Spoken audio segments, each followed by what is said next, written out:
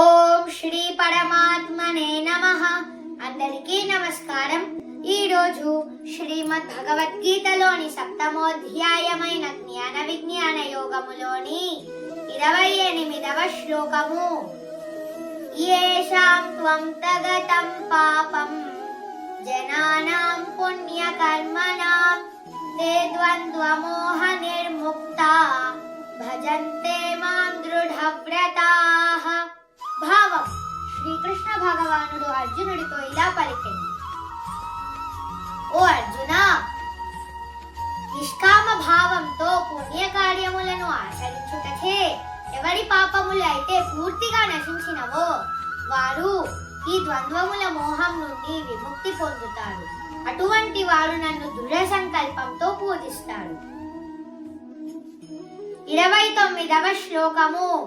జరా మరణ మోక్షాయ మామాశ్రిత్య యతంతి యే తే బ్రహ్మ తద్విదుః కృత్స్నం అధ్యాత్మం కర్మ చాఖిలం.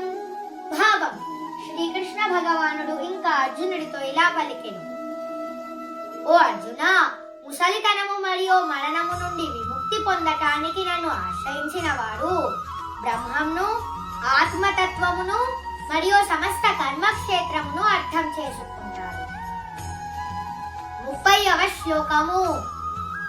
సాధిభూతాధిదైవం మాం సాధియజ్ఞం చ యే విదుః ప్రయాణకాలేపి చ మాం తే విదుర్యుక్తచేతసః.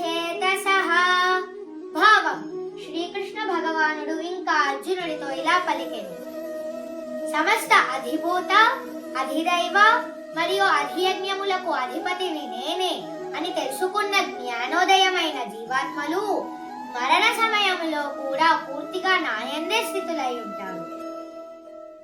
పూర్తి వాక్యము.